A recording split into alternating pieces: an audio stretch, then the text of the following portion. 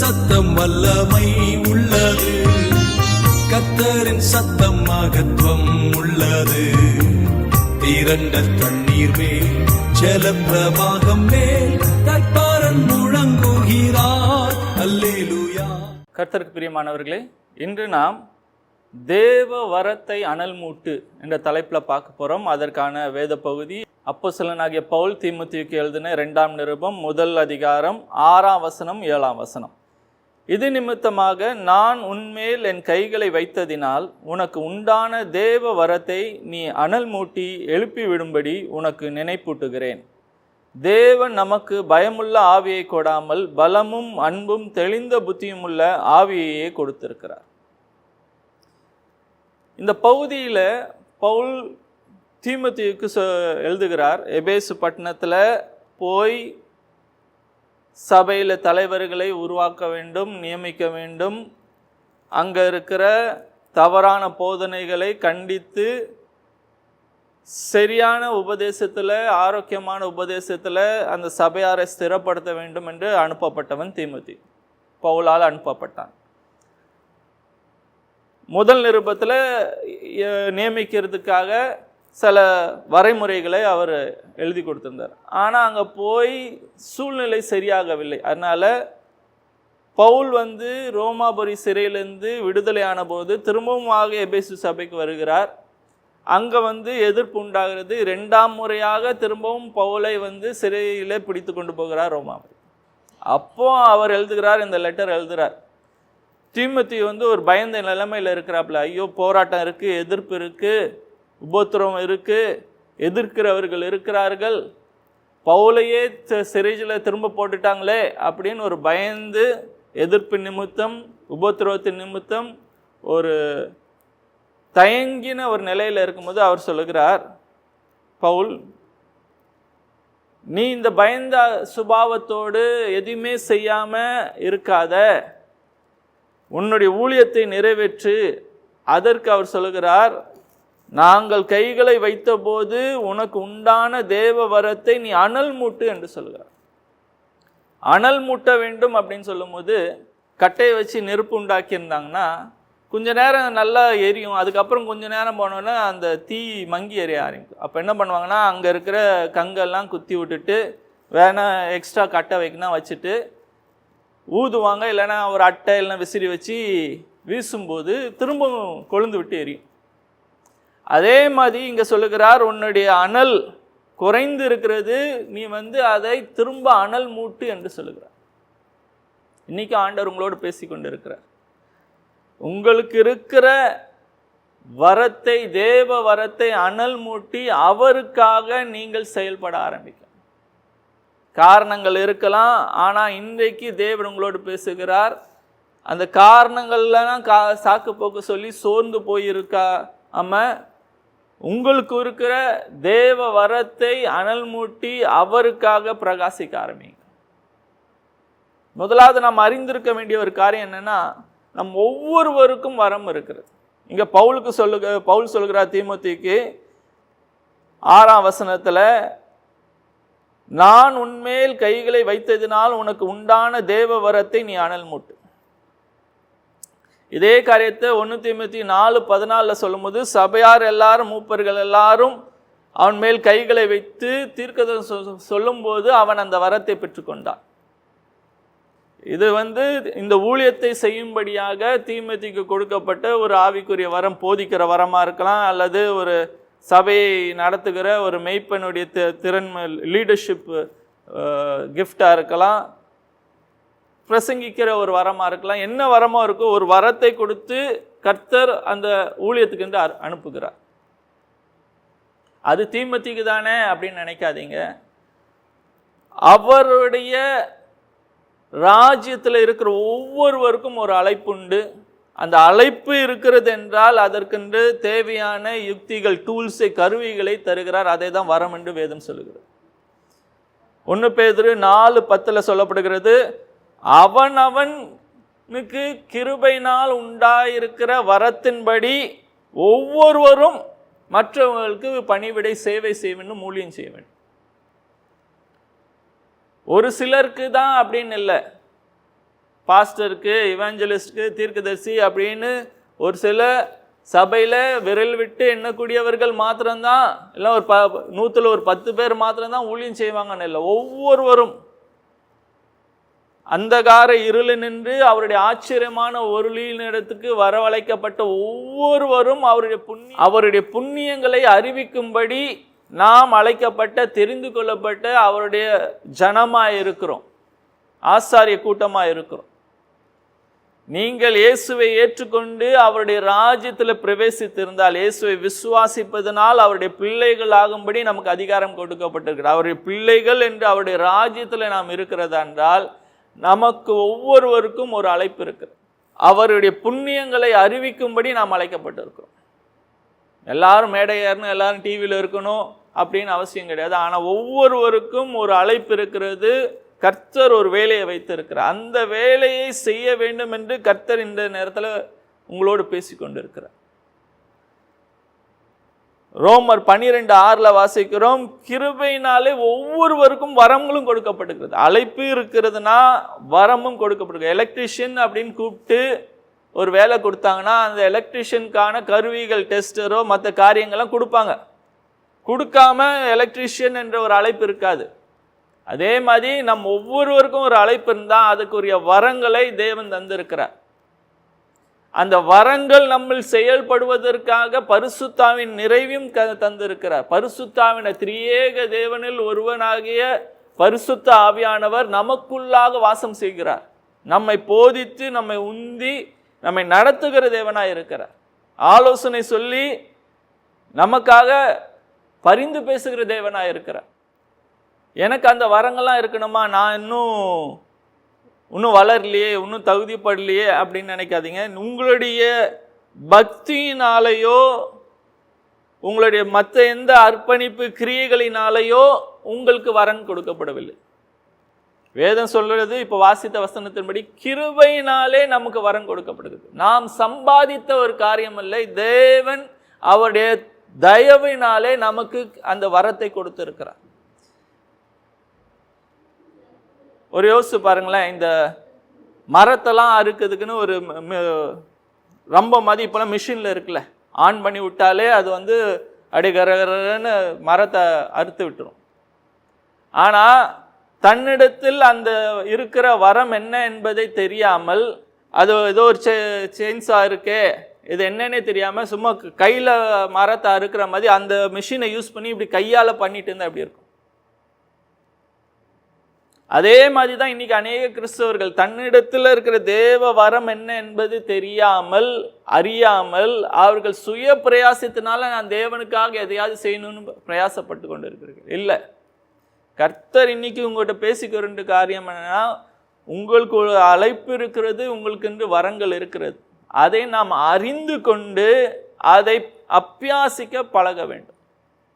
தேவனுக்கென்று ஊழியம் செய்யணும் நம்முடைய சுய பலத்தினால அல்ல, அவர் கொடுத்திருக்கிற வரத்தினாலே நாம் மற்றவர்களுக்கு சேவை செய்கிறவர்களாக, தேவனுடைய ராஜ்யத்தை ஸ்தாபிக்கிறவர்களாக இருக்க வேண்டும் என்பதுதான் வேதம் கற்றுக் கொடுக்கிற முறைமை. உங்களுக்கென்று ஒரு வரம் இருக்கிறது என்பதை முதலாவதாக அறிந்து கொள்ளுங்கள். நீங்கள் சம்பாதிக்கவில்லை, கிருபையினாலே உங்களுக்கு கொடுக்கப்பட்டிருக்கிறது. தேவனை ஏற்றுக்கொண்டு, இயேசுவை தெய்வமாக ஏற்றுக்கொண்டு தேவனுடைய ராஜ்யத்தில் பிரவேசித்திருக்கிற ஒவ்வொருவருக்கும் ஒரு அழைப்புண்டு, ஒரு வரம் உண்டு என்பதை அறிந்து கொள்ளுங்கள்.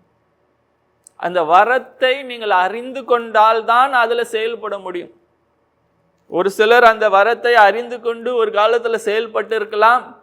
ஆனால் இன்னைக்கு தீமோத்தேயுக்கு இருந்த நிலைமை போல எதிர்ப்புகளோ மற்ற எந்த காரணத்தினாலோ சோர்ந்து போயிருக்கலாம். தேவன் உங்களோடு பேசிக்கொண்டு இருக்கிறார். அந்த தேவ வரத்தை அனல் மூட்டுங்கள். ரெண்டாவது பார்க்கிறோம், இங்க பவுல் சொல்லுகிறார், நான் உன்மேல் என் கைகளை வைத்ததினால் உனக்கு உண்டான தேவ வரத்தை நீ அனல் மூட்டி எழுப்பி விடும்படி உனக்கு நினைப்பூட்டுகிறேன். ரெண்டாவது நாம் அறிந்து கொள்ள வேண்டிய காரியம்னா, எனக்கு ஒரு வரம் இருக்கிறது, அதை அனல் மூட்டுவது. ஆரம்பத்தில் சொன்னேன்னு, கட்டையை போட்டு நம்ம எருப்பு உண்டாக்குனா அது மங்கி எரியுதுன்னா அது திரும்ப ஒரு ஃபேனை வச்சு நம்ம காற்றை வீச செய்து திரும்ப அனல் கொள்ளும்படியாக செய்கிறது நம்முடைய வேலை. எனக்கு ஒரு எனக்கு இருக்கிற வரம் அனல் மூட்டப்பட வேண்டும் என்பது பொறுப்பு மற்றவங்க கையில் இல்லை, தேவனே அனல் மூட்டும் என்று இல்லை. இல்லை இங்கே பவுல் சொல்லியிருப்பாரு, உனக்கு இருக்கிற வரம் அனல் மூட்டும்படி தேவனிடத்தில் ஜெபி அப்படின்னு சொல்லியிருப்பார். இல்லை, நீ அனல் மூட்டு என்று சொல்லுகிறார். பொறுப்பை மற்றவங்க கையில், தேவனிடத்தில் இல்லை மற்ற ஒரு ஊழியர்கள் இருக்கணும், எனக்கு ஒரு எழுப்புதல் கூட்டம் இருக்கும், அப்போ போய் என்னுடைய வரம் செயல்பட ஆரம்பிக்க அனல் மூடப்படும், இல்லை ஒரு தீர்க்கதரிசி என் தலைமையில கை வைப்பார், அப்பொழுது எனக்கு அந்த உள்ள இருக்கிற வரம் செயல்பட ஆரம்பிக்கும் என்று வெளியே எதிர்பார்த்து கொண்டிருக்கிறது. அந்த வரத்தை, தேவ வரம் உங்களுக்கு இருக்கிறது என்பதை அறிந்து அதை அடையாளம் கண்டு கொண்டு அதை செயல்படுத்துவது உங்கள் பொறுப்பாக இருக்கிறது. தேவ வரத்தை நீங்கள் தான் அலமூட்டுகிறவர்களா இருக்கிறீர்கள், பரிசுத்த ஆவியானவர் உங்களுக்கு உதவி செய்கிறவரா இருக்கிறார்.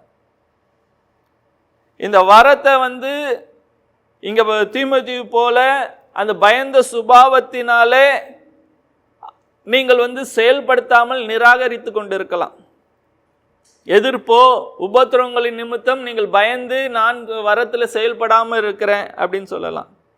இங்கே பவுல் போல பார்க்கலாம், ஐயோ பவுலே போய் சிறைச்சாலையில் போய் உட்கார்ந்துட்டாரே, நமக்கும் அந்த நிலை உபத்திரவங்கள் வருமே என்று உங்கள் கம்ஃபர்ட் ஜோனை வச்சு இப்போ சௌகரியமாக இருக்கும், ஏதோ சர்ச்சுக்கு போனோம் வந்தோம் அதோடு இருக்கே, எதுக்கு நமக்கு இந்த உபத்திரவங்கள் அப்படின்னு நினைப்பில் கூட நீங்கள் செயல்படாமல் இருக்கலாம். அதுக்கு தான் பவுல் இங்கே சொல்லுகிறார், தேவன் நமக்கு பயமுள்ள ஆவியை கொடாமல் பலமும் அன்பும் தெளிந்த புத்தியுள்ள ஆவியை கொடுத்திருக்கிறார்.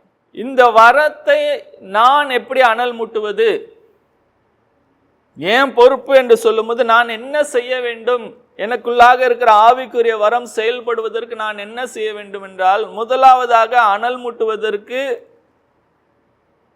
யூதா 20வது வசனத்தில் வாசிக்கிறோம், பரிசுத்த ஆவியினாலே ஜெபம் பண்ணி உங்களை நீங்கள் விசுவாசத்திலே கட்டி எழுப்ப வேண்டும். பரிசுத்த ஆவியானவர் தான் நமக்கு இந்த வரத்தை கொடுத்திருக்கிறார். பரிசுத்த ஆவியானவரின் உதவியோடு தான் நாம் இந்த வரத்திலே செயல்படுகிறவர்களாக இருப்போம்.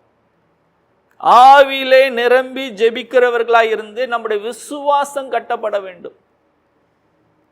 நாம் ஜெபிக்கும் போது, ஆவியில நிரம்பி ஜெபிக்கும் போது நம்முடைய உள்ளான மனுஷனில் இருக்கிற அனல் பற்றி எரிகிறதா இருக்கும். அநேகர் வெறும் ஞாயிற்றுக்கிழமையில சபையில கூடி வரும்போது அந்நிய பாஷைகளை பேசி ஜெபிக்கிறவர்களாக இருக்கிறார்கள். அதுக்கப்புறம் அந்த அனுபவமே இல்லாமல் அடுத்த ஞாயிற்றுக்கிழமை வரும்போது தான் திரும்ப அந்நிய பாஷையில பேசி ஆவியில நிறைந்து ஜெபிக்கிறவர்கள். அப்படி அல்ல. ஆவில நிறைந்து அந்நிய பாஷைகளை பேசி தேவனோடு நாம் சம்பாஷிக்கிறது தேவன் நமக்கு கொடுத்திருக்கிற ஒரு உபகரணம். நம்ம எப்படி ஜெபிக்கிறது என்ற சரியான காரியங்கள் நமக்கு தெரியாதபடினாலே ஆவியானவர் தாமே நம்மோடு இருந்து நம்ம மூலமாய் ஜெபம் பண்ணுகிறவராக இருக்கிறார். தேவ சித்தத்தின்படி ஜெபிக்கிறவராக இருக்கிறார். இது ஒரு ரெகுலர் பிராக்டிஸ், ஒரு ஒழுங்கின்படி நாம் முட்டி போட்டு ஒரு இடத்துல எல்லாம் ஒரு நேரத்தை ஒதுக்கி ஜெபம் பண்ணுற பழக்கம் நல்லா இருக்கும். ஆனால் நாள் முழுக்க நான் ஜபித்து கொண்டே இருக்கணும்னா நமக்கு இருக்கிற சிறந்த யுக்தி, தேவன் கொடுத்துருக்கிற ஒரு அருமையான வரம், ஆவில நிறைஞ்சி ஜெபம் பண்ணும். அப்படி ஜெபிக்க ஜெபிக்க ஜெபிக்க அந்த வசனம் சொல்லுகிறது, நம்முடைய விசுவாசம் கட்டப்படும். தேவன் என்னோடு இருக்கிறார், என் மூலமாய் பேசுகிறார் என்ற ஒரு உணர்வு நமக்கு உண்டாயிருக்கிறது. அவரோடு நாம் சம்பாஷிக்கிற போது நாம் விசுவாசத்தில் கட்டப்படுகிறோமா, நாம் விசுவாசத்தில் செயல்பட ஆரம்பிக்கும் போது தான் நாம் நமக்கு இருக்கிற வரத்தில் செயல்பட முடியும். இரண்டாவதாக, எனக்கு இருக்கிற ஆவின் வர செயல்பட வேண்டும், அனல் மூட்டப்பட வேண்டும் அப்படின்னா வேத வசனத்திலே நாம் நேரத்தை செலவழிக்க வேண்டும். எரேமியா சொல்லுகிறார், எரேமியா 20:9 சொல்லுகிறார், அவருடைய வார்த்தை வசனம் என்னுடைய இருதயத்தில் ஒரு அக்னியை போல கொழுந்து விட்டு எரிகிறது. தேவனுடைய வார்த்தை நமக்குள்ளாக இருக்க வேண்டும், நம்முடைய இருதயத்துக்குள்ளாக இருக்க வேண்டும். அதுக்குன்னு நேரம் கொடுக்கணும், அதை வாசிக்கணும், தியானிக்கணும், விசுவாசிக்கணும், அப்பியாசிக்கணும். வேதத்துல நேரத்தை செலவழிக்காம என்னுடைய விசுவாசம் கட்டப்படுமா? முடியாது. விசுவாசம் கேள்வினால் வரும். எதை கேட்கறதுனால? அவருடைய வசனத்தை கேட்கறதுனால விசுவாசம் வருகிறது. வசனத்துக்கே இடம் இல்லைன்னா, சாப்பிடவே இல்லைன்னா சரீரத்துல சத்து உண்டாகுமா? பரிசுத்தாவின் நிறைவும் வேத வசனமும் இருந்தால் மாத்திரம்தான் என்னுடைய விசுவாசம் கட்டி எழும்பி விசுவாசத்துல நான் செயல்படுகிறவனா இருப்பேன். எனக்கு தெரியாம அறியாம தேவ வரம் என்னில் செயல்படும் இல்லை. நான் தான் விசுவாசத்துல செயல்பட ஆரம்பிக்கும் போது தேவன் என் மூலமாக செயல்பட அவருக்கு இடம் உண்டாகிறது. நான் விசுவாசியாதபடி நான் பயந்த சுபாத்திலையோ வேற எந்த காரணத்தையோ சொல்லி நான் செயல்படாமல் இருக்கும்போது என்னை அப்படியே அவர் ஆட்கொண்டு அவரே செயல்படுவார்னு எதிர்பார்க்காதீங்க. அவர் என் மூலியமாக நம் மூலியமாக தான் செயல்படுகிறவராக இருக்கிறார். ஆனால் இடம் கொடுக்க வேண்டியது நம்முடைய பொறுப்பு. நாம் அவருக்கு இடம் கொடுக்கிறது எப்படின்னா, விசுவாசத்தில் செயல்படும் போது. அந்நிய பாஷைகளை பேசுவதும் விசுவாசத்தில் செயல்படும் போது தான். மற்ற எந்த வரமானாலுமே நாம் விசுவாசத்தில் செயல்படும் போது தான் தேவன் நம் மூலமாக அவருடைய வேலையை செய்கிறவராக இருக்கிறார். தொடர்ந்து அதுல வாசிக்கிறோம், நாம் அனல் மூட்டும் போது அவர் சொல்லுகிறார், தேவன் நமக்கு பயமுள்ள ஆவியை கொடாமல் பலமும் அன்பும் தெளிந்த புத்தி உள்ள ஆவியை தந்திருக்கிறார். விசுவாசத்துல செயல்படும் போது ஒன்னு அறிந்து இருக்க வேண்டும், நாம் தேவன் நமக்கு பலனை வல்லமையை தந்திருக்கிறார். இந்த இடத்துல பயன்படுத்த கிரேக்க வார்த்தை அப்போஸ்தலர் 1:8 வாசிக்கிறோம், பரிசுத்த ஆவி உங்களிடத்தில் வரும்போது நீங்கள் பலன் அடைந்து, அந்த பலன் அடைந்து என்று சொல்லுகிற அதே வார்த்தை தான் இங்க பலத்தை தந்திருக்கிறார். டூனமிஸ், அதாவது ஒரு வெடிகுண்டின் வல்லமை சத்துவம் இருக்குதான். வல்லமை நமக்கு இருக்கிறது என்பதை நாம் புரிந்து கொள்ள வேண்டும். அந்த வரம் செயல்படுவது தேவன் கொடுத்திருக்கிற பலத்தினாலே. அந்த பலன் எப்படிப்பட்ட பலன்னா, எபேசியர்ல வாசிக்கிறோம், கிறிஸ்துவை மரித்தோலிருந்து உயிரோடு எழுப்பி பிதாவின் வலது பாரசத்தில் உட்கார வைத்து சகலத்தையும் அவருடைய பாதத்தின் கீழ் படுத்தின அதே வல்லமையை பிதாவானவர் இயேசு கிறிஸ்துவை விசுவாசிக்கிற நமக்கு கொடுத்திருக்கிறார். எனக்குள்ளே அந்த வல்லமை அப்படின்னு நினைக்காதீங்க. அந்த வல்லமை இருக்கிறது என்பதை அறிந்திருந்தால் நாம் செயல்படுத்துவோம். இப்போ நிறைய நேரத்தில் மொபைலை சார்ஜ் போடுறோம் அப்படின்னு சொல்லிட்டு எல்லாம் ப்ளக்லாம் மாட்டி வச்சுருப்போம். ஒரு அரை மணி நேரம் கழிச்சு என்ன சார்ஜே ஏறலைன்னு பார்த்தா நம்ம அந்த சுவிட்சை ஆன் பண்ணாமல் விட்டுருப்போம். அதே மாதிரி தான் அந்த பவருடைய சோர்ஸோட நம்ம லிங்க் ஆகாமல் இருந்தால் என்ன எல்லாம் செக் பண்ணியிருக்காங்க, வரங்கள் இருக்குது, எல்லாம் வேதம் சொல்லுகிறது, பைபிள் வாசிக்கிற எல்லாம் பண்ண அந்த ஆவியானவரோடு இணைந்து செயல்படுகிற ஒரு வாழ்க்கை நமக்கு இருக்கணும். ஆவியானவரோடு அந்த பவர் சோர்ஸோட லிங்க் ஆகாத வரைக்கும் மற்ற எல்லா காரியங்களும் வெளிப்புறமாக பார்த்து கரெக்டாக தானே இருக்கீங்க, ஏன் ஏறலைன்னா பவர் சோர்ஸோட லிங்க் ஆகலை. அதே மாதிரி தான் நம்முடைய வரங்களும் பரிசுத்த ஆவியானவருடைய அந்யோன்ய ஐக்கியத்தில் நாம் இருக்கும்போது தான் செயல்படும். பரிசுத்த ஆவியானவரோடு நேரத்தை செலவுபடுத்த ஆரம்பிங்க. அவரோடு பேசுங்க. நமக்குள்ளாக இருக்கிற அவர் ஒருத்தர் இருக்கிறார், ஒரு நபர் இருக்கிறார் என்பதையே நிராகரித்து அவரோடு பேசுகிற பழக்கமே இல்லாமல் இருக்காதீங்க. அதுக்கு நான் காலையில் நம்ம 1/2 an hour, evening 1/2 an hour, இல்லை நைட்டு ஜபிக்கும் போது, இல்லை சாப்பிடும் போது ஜெபம் பண்ணுறேன் அப்படின்னு இல்லை. அந்த சம்பாஷணை ஒரு ஃப்ரெண்ட்ஷிப், ஒரு ஃபெலோஷிப் மாதிரியே இருக்கணும். எப்பொழுதுமே நம்மோடு இருக்கிற ஒரு இன்விசிபிள் ஃப்ரெண்டாக ஹோலி ஸ்பிரிட் இருக்கிறார், பரிசுத்த ஆவியானவர் இருக்கிறார். அவரோடு பேசுகிற ஒரு பழக்கம் இருந்தால் அவர் நடத்தி கொண்டே இருப்பார். அவரோடு நாம் ஐக்கியமாக இருக்கும்போது வேதம் சொல்லுகிறது, நமக்கு இருக்கிற பவர் இயேசு கிறிஸ்துவையே மரித்தோரிலிருந்து உயிரோடு எழுப்பத்தக்கதாக தேவன் பயன்படுத்தின அதே வல்லமை நமக்குள்ளாக இருக்கு. அதே நேரத்தில் சொல்லுகிறது, இந்த பயம் இல்லாமல் தேவன் நமக்கு பலத்தையும் அன்பையும் கொடுத்திருக்கிறாராம். பயம்தான் சொல்லும், ஐயோ இந்த வரத்தில் நான் செயல்பட ஆரம்பிக்கிறேன், தீர்க்கதரிசன வரம் இல்லை, தேவன் எனக்கு இந்த ஒரு வெளிப்பாடை தந்திருக்கிறார், நான் அதை சொல்லணும் அப்படின்னா மக்கள் என்ன நினைப்பாங்க, என்ன சொல்லுவாங்க அப்படின்னு பயம் சொல்லும். ஆனால் அன்பு என்ன சொல்லுன்னா, நான் மனுஷங்களுக்காக நான் செய்யல, நான் தேவனை நேசிக்கிறேன், அவர் சொல்றது அவருக்கு கீழ்ப்படிவது தான் அன்பு, அவர் சொன்னார் நான் செய்கிறேன், மக்கள் சொல்லட்டும், பாராட்டட்டும், இல்லைன்னா இழிவுபடுத்தட்டும், என்னன்னா படுத்தட்டும், குறை சொல்லுகிறவங்க இருக்க தான் செய்வாங்க, பாராட்டுகிறவர்கள் இருக்க தான் செய்வாங்க. ஆனா இவைகளுக்காக நான் செய்யவில்லை, என் தேவனை நான் நேசிக்கிறபடியினாலே நான் அவர் சொன்னதை நான் செயல்படுத்துறேன். அதுதான் அன்பு. விசுவாசம் என்பது அன்பினால் தான் கிரியை செய்யப்படும். தேவனை நேசிக்கணும், ஜனங்களை நேசிக்கணும். தேவன் மேல இருக்கிற அன்பு நிமித்தம், ஜனங்கள் மேல இருக்கிற பாசத்தின் நிமித்தம், பாரத்தின் நிமித்தம் நீங்கள் தேவன் உங்களுக்கு கொடுத்திருக்கிற பூமியில ஒரு வேலையை செய்யும்படி ஒரு அசைன்மெண்ட்டை கொடுத்திருக்கிறார்.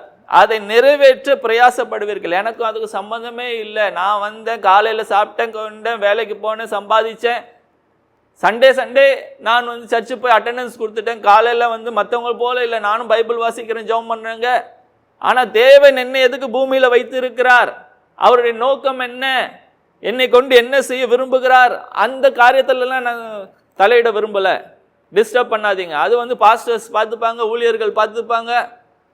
எனக்குன்னு தனிப்பட்ட அழைப்பு, தேவ வரங்கள் இருக்கு, நான் அதை செயல்படணும் அப்படின்ற ஒரு காரியத்தில் தேவன் என்னை வைத்து என்ன செய்ய விரும்புகிறார் என்பதில் நான் கேட்டு அதில் செயல்பட வேண்டும் என்ற காரியத்தில் என்னை ஈடுபடுத்தாதீங்க அப்படின்னு ஒதுங்கி இருக்காதீங்க.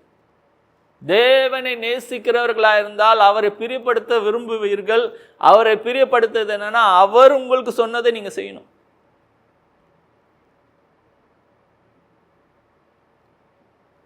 பவுல சந்திச்ச உடனே பவுல் கேட்ட முதல் கேள்வி, ஆண்டவரே நான் என்ன செய்ய நீ சித்தமா இருக்கிறீர்? ஆண்டவருடைய சித்தம் என்ன என்றதை கேட்காம கிறிஸ்தவ வாழ்க்கை எங்க நடத்த முடியும்? கிறிஸ்தவ வாழ்க்கையின் ஆரம்பமே அங்கதான். இயேசு உங்கள் வாழ்க்கையில குறுக்கிட்ட உடனே உங்களுக்கு உங்களுக்கு கற்றுக் கொடுக்கப்பட்ட காரியமா இருந்திருக்கணும். ஆண்டவர்கிட்ட கேளுங்க, ஆண்டவரே நான் என்ன செய்ய சித்தமா இருக்கிறேன், எதற்காக என்னை பிடித்து கொண்டு இருக்கிறீர், அந்த காரியத்தை நான் நிறைவேற்றும்படி ஆசையாய் நான் தொடர்கிறவராக இருக்கிறேன் அப்படின்னு சொல்லணுமே. தேவனுடைய அன்பு நம்முடைய இருதயத்தில் ஊற்றப்பட்டிருக்கதான் பரிசுத்த ஆவியினால். ரோமர் 5:5 வாசிக்கிறோம். தேவனுடைய அன்பு என்னுடைய இருதயத்தில் ஊற்றப்பட்டிருக்கிற. தேவனை நேசிக்கணும், ஜனங்களை நேசிக்கணும். அதன் நிமித்தம் நான் எனக்கு கொடுக்கப்பட்டிருக்கிற தேவ வரத்தில் செயல்பட்டு தேவன் எனக்கு கொடுத்திருக்க வேலையை நான் நிறைவேற்றேன். தொடர்ந்து சொல்லப்பட்டிருக்கிறது, தேவன் நமக்கு பயமுள்ள ஆவியை கொடாமல் பலமும் அன்பும் தெளிந்த புத்தியும் உள்ள ஆவியை கொடுத்திருக்கிறார். தெளிந்த புத்தி அப்படின்னு சொல்லும்போது ஆங்கிலத்தில் அது self discipline, control, self control அப்படின்னு சொல்லப்படுகிறது. இச்சை அடக்கம். என்னுடைய காரியங்களிலே, நான் என்னுடைய வாழ்க்கையிலே, என்னுடைய செய்கையிலே, என்னுடைய பேச்சிலே, நான் செய்கிற ஊழியங்களிலே எனக்கு ஒரு டிசிப்ளின், ஒரு கண்ட்ரோல் இருக்கும், ஒரு ஒழுங்கு இருக்கும். என் இஷ்டப்படி நான் நடக்க மாட்டேன், அவர் சொல்லுகிறபடி தான் நான் நடப்பேன். அந்த செல்ஃப் டிசிப்ளின் என்பது தேவன் பரிசுத்த ஆவியானவர் கொடுக்கிறார். அவர் இருதயத்திலிருந்து பேசிக்கொண்டே இருப்பார். இது செய்யாத, இப்ப செய்யாத, இப்படி செய்யாத, அப்படி செய்யணும், இதை செய், இடது பக்கம் வலது பக்கம் சாயாத, நேரா போ, இதுவே வழி அப்படின்னு பேசுகிற சத்தத்தை கேட்டு கேட்டு நடக்கிறது தான் கிறிஸ்துவ வாழ்க்கை. கிறிஸ்துவ வாழ்க்கை கிருபையினாலே நான் விசுவாசத்தை கொண்டு நான் ரட்சிக்கப்பட்டிருக்கிறேன், அப்படியே தான் வாழ்கிறேன் அப்படின்னு கண்ட்ரோலே இல்லாம, ஒழுங்கு இல்லாம வாழ்கிறது அல்ல. ஊழியம் செய்கிறதுக்குள்ளேயும் ஒரு டிசிப்ளின் இருக்கும். என்னுடைய தனிப்பட்ட வாழ்க்கையில ஆவிக்குரிய வாழ்க்கைக்குன்னு டிசிப்ளின் இருக்கும். அந்த செல்ஃப் டிசிப்ளினை தான் தமிழ்ல சொல்லப்பட்டிருக்கிற வார்த்தை என்னன்னா தெளிந்த புத்தி. தெளிந்த புத்தின்னு ஒருத்தருக்கு இருக்குன்னா எப்போ இருக்குன்னா ஒழுங்கு இருந்தால் தான் தெளிந்த புத்தி இருக்கும். அந்த ஒழுங்கையும் தெளிந்த புத்தியும் கொடுத்திருக்கிறது பரிசுத்த ஆவியானவர். ஊழியம் செய்கிறதுனால ஏதோ இமோஷனல் ஆகிட்டேன், இன்னைக்கு நான் ரொம்ப உற்சாகமா இருக்கேன், ஆண்டவருக்கு ஊழியம் செய்வேன், இன்னைக்கு நான் சோர்ந்து இருக்கேன், எதுவுமே செய்ய மாட்டேன் அப்படின்னு அல்ல. என்னுடைய உணர்வுகளின் அடிப்படையில் செயல்படுவது ஊழியம் அல்ல. ஒழுங்கின் அடிப்படையில் நான் விரும்புகிறேனோ விரும்பலையோ, எனக்கு எதிர்ப்பு இருக்கோ இல்லைன்னா ஆதரவு இருக்கோ, அதெல்லாம் பேஸ் பண்ணி அல்ல. ஒரு ஒழுங்கை நான் ஏற்படுத்தி தேவன் ஏற்படுத்தின காரியத்தில் நான் செயல்படுவேன். சமயம் வாய்த்தாலும் வாய்க்காமல் போனாலும் தேவன் எனக்கு கொடுத்திருக்கிற காரியங்களை நான் நிறைவேற்றுகிறதுல செயல்படுகிறதுல எனக்கு ஒரு ஒழுங்கு இருக்கும். அது பரிசுத்த ஆவியானவர் கொடுக்கிற ஒரு காரியம். என் சுய வில் பவர்னால நான் அந்த ஒழுங்கை நான் கடைபிடிக்க முடியாது. உணர்வுகளின் அடிப்படையில் நான் அதை கடைபிடிக்க முடியாது. பரிசுத்த ஆவியானவர் அந்த ஒழுங்கை கொடுப்பார். அந்த ஒழுங்கை தான் தெளிந்த புத்தி என்று வேதம் சொல்கிறது. நீங்கள் அறிந்திருக்க வேண்டிய ஒரு காரியம் என்னன்னா, தேவன் உங்களுக்கு பலனையும் வல்லமையும் அன்பையும் தெளிந்த புத்தியும் உங்களுக்கு கொடுத்திருக்கிறார். உங்களுக்கு எந்த கருவியும் இல்லாமல் உங்கள் சுய பலத்தில் நீங்கள் ஆண்டவருக்காக செயல்படணும்னு தேவன் உங்களை அனுப்பவே இல்லை. பரிசுத்த ஆவியானவரும் கொடுத்து வேத வசனத்தையும் கொடுத்து உங்களுக்கென்று ஒவ்வொருவருக்கும் தேவனுடைய வரங்கள் இருக்கிறது. அது என்ன என்பதை நீங்கள் அடையாளம் கண்டு கொண்டு அதில் பலப்பட்டு வளர்ந்து செயல்பட ஆரம்பிங்க. சின்ன குழுக்களாக இருக்கிற இடத்துல முதல்ல அது அபியாசிக்க நீங்கள் பழகுங்க. அதுக்கப்புறம் பெரிய கூட்டத்தில் பெரிய மக்கள் மத்தியில் போய் அபியாசிக்க நீங்கள் அப்புறம் பழகலாம். முதல்ல சின்ன இடத்துல ஒருவரோடு ஒருவர் பேசும்போது, இல்லை சின்ன உங்கள் குழுக்களாக இருந்து நீங்கள் ஜெபிக்கும் போது, கூடும்போது, வேதத்தை தியானிக்கும் போது, அந்த இடத்துல அந்த வரத்தை நீங்கள் செயல்படுத்த ஆரம்பித்தால் கர்த்தர் உங்களை கொண்டு பெரிய காரியங்களை செய்வார். பவுல் இங்கே தீமோத்தேயுக்கு சொல்லலையே, நீ இவ்வளோ நாள் அதை செயல்படுத்தாமல் இருந்துட்ட, இன்னும் அவள் தான் போச்சு, மங்கி போச்சு, வேஸ்ட்டு அப்படின்னு அவர் சொல்லலை. இல்லை, இது போனது தான், இனிமேல் வேறு தேவ வரத்தை வேறு வரத்தை நீ பெற்றுக்கொள்வதுக்காக பிரயாசப்படு, ஜெபம் பண்ணு, உபாசம் பண்ணுன்னு சொல்லலை. உனக்கு ஏற்கனவே இருக்கிற வரத்தை நீ திரும்பவும் அனல் மூட்டுன்னு தான் சொல்லுகிறார். இன்னைக்கு ஆண்டவர் உங்களோடு பேசுகிற காரியமும் அதுதான். அந்த வரம் உங்களில் இருக்கிறது என்பதை அறிந்து கொள்ளுங்கள். அதை செயல்படுத்துகிறீர்களா இல்லை புதைச்சி வச்சுருக்கீங்களா? ஒரு தாளந்து கொடுத்துருக்கிறவன் அது பயன்படுத்தாமல் பூமிக்கு அடியில் புதைச்சி வச்சது போல நாம் புதைச்சி இருக்கோமா இல்லைன்னா செயல்படுத்துகிறோமா என்பதுதான் கேள்வி. விசுவாசத்தில் செயல்பட ஆரம்பிங்க. பயம் உங்களை செயல்படாத அளவுக்கு முடக்கி கொண்டிருக்க இடம் கொடுக்காதீங்க. ஏன்னா உங்களுக்குள்ளாக இருக்கிறவர் பெரியவராக இருக்கிறார். உலகத்தில் இருக்கிறவனை காட்டிலும் உங்களுக்குள்ளாக இருக்கிற பரிசுத்த ஆவியானவர் பெரியவராக இருக்கிறார். அவரால் செய்யக்கூடாத காரியம் ஒன்றுமே இல்லை. நீங்கள் விசுவாசித்தால் எல்லாம் கூடும்.